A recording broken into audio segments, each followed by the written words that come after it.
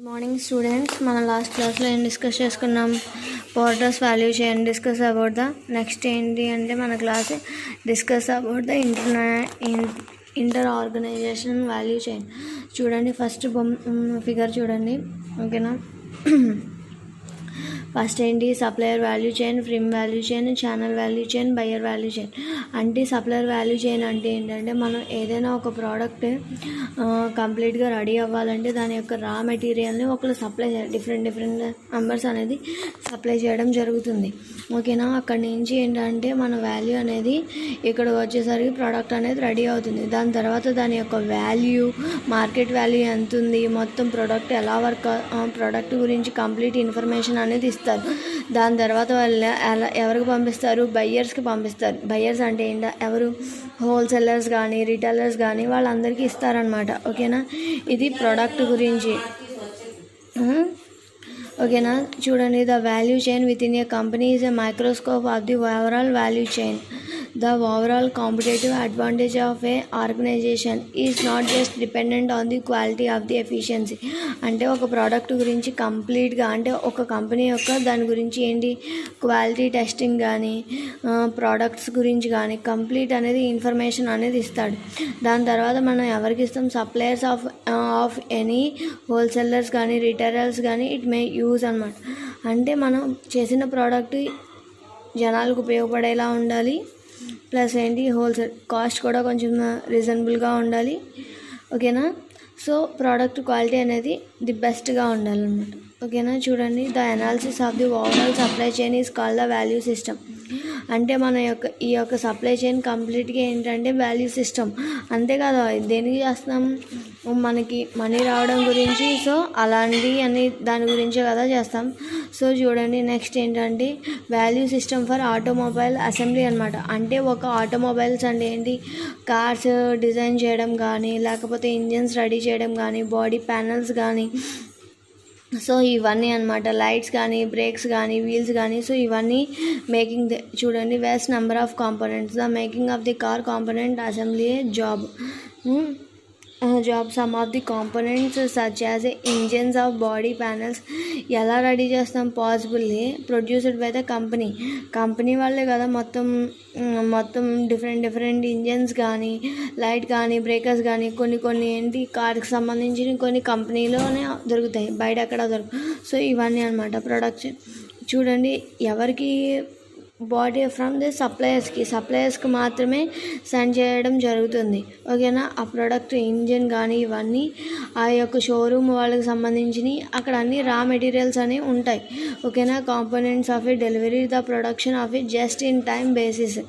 అంటే ఏంటంటే మనం ఇన్ టైంలో ఆ ప్రొడక్షన్ అనేది కంప్లీట్ చేసి large number of times sequence delivered.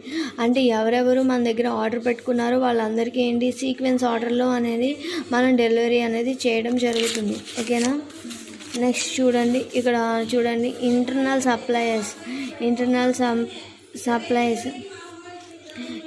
Supplies అంటే ఏంటంటే దాని గురించి ఏదైనా చిన్న పార్ట్స్ కానీ ఇవన్నీ ఒకళ్ళు కాంపోనెంట్ సప్లయర్స్.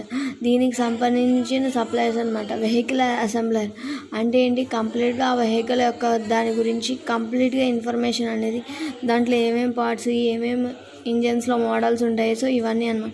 డీలర్ నెట్వర్క్ అంతే కదా, మన వెహికల్ అసెంబ్లర్ అయిన తర్వాత డీలర్ నెట్వర్క్ అంటే డీలర్ అనేవాడు నాకు ఇంత అమౌంట్కి నాకు ఇంజిన్ అనేది కావాలి, సో ఇలా డీలింగ్ అనేది చేసుకుంటుంది. దాని తర్వాత ఫైనల్గా ఎవరికి వస్తుంది? కన్జ్యూమర్ అంటే ఎవరికి? కస్టమర్ అనేది రావడం జరుగుతుంది, ఓకేనా. The sales channels is the dealer network. Each vehicle assembler sells the chain of dealers tied the contract with the marquee.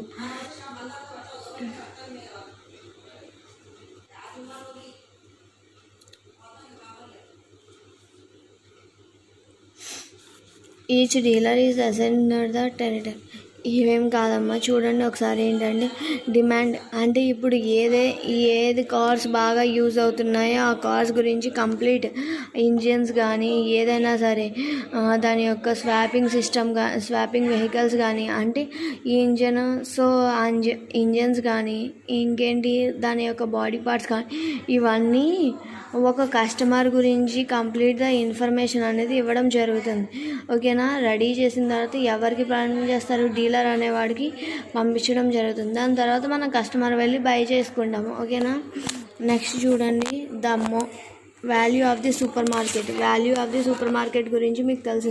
Food retailers divided into those such as the large super market chains. అంతే కదా. ఇప్పుడు ఎక్కువగా large number of super market, suppose ఇప్పుడు డిమార్టే ఉంది, లేకపోతే metro, so ఇవన్నీ ఉన్నాయి. అదేంటి లార్జ్ నెంబర్ ఆఫ్ ఫుడ్ రిటైలర్సే కదా. అంతే కదా.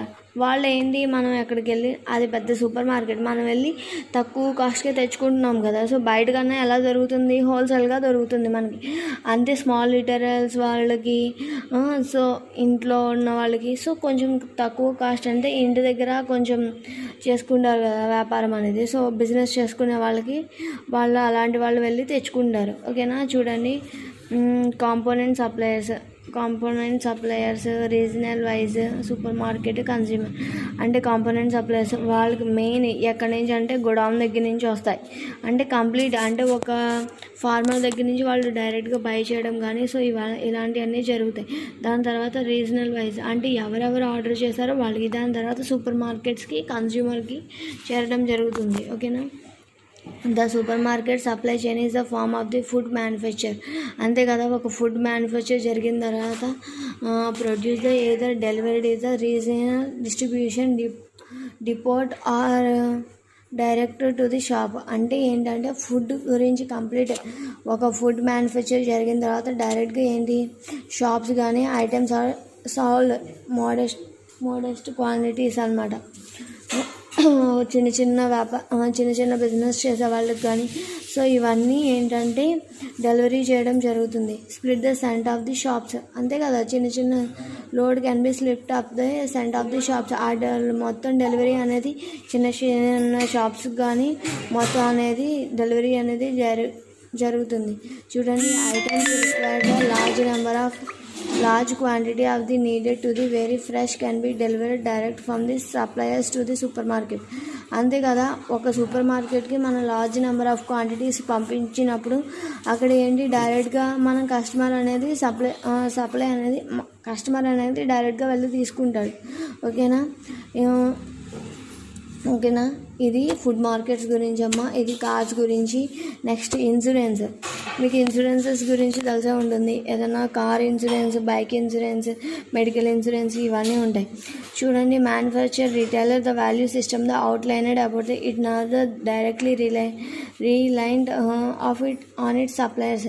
అంతే కదా. ఒక కారే ఉంది, సో మనం కార్ కన్నప్పుడు కంపల్సరీగా ఇన్సూరెన్స్ చేయించాలండి, అది అని చెప్తూ ఉంటారు. కానీ బైక్ ఇన్సూరెన్స్ కూడా జరుగుతూ ఉంటాయి. ఓకేనా. డైరెక్ట్గా ఏంటంటే ఇన్సూరెన్స్ కంపెనీ వాళ్ళు ఎవరికి డైరెక్ట్గా కాంటాక్ట్ అవుతారు, ఏజెంట్స్ వాళ్ళకి. దాని తర్వాత చూడండి, ఫస్ట్ ఏంటంటే కంపెనీ వాళ్ళు ఇన్సూరెన్స్ బ్రోకర్స్కి ఏజెంట్స్కి ఇద్దరు వాళ్ళకి ఇన్సూరెన్స్ గురించి ఎక్స్ప్లెయిన్ చేయడం జరుగుతుంది. దాని తర్వాత కన్స్యూమర్ అనేవాడు వాళ్ళు ఏంటంటే వాళ్ళని ఎలా చేయాలి, మీ కార్కి ఏమీ అవ్వదు, సో ఇలా ఎంప్లాయీస్కి సో ఇవన్నీ మోటివేట్ చేసి ఇన్సూరెన్స్ అనేది చేస్తూ ఉంటారు. Sold by the agent employed insurance company. అంతే కదా. ఏజెంట్స్కి ఫస్ట్ కంపెనీ అనేది సోల్ చేయడం జరుగుతుంది. నెక్స్ట్ ఏంటి, sold the intermediary typical and the insurance brokers. అంతే కదా. The brokers. నెక్స్ట్ ఛానల్ ఎవరు, బ్రోకర్స్లో వెళ్ళే కదా.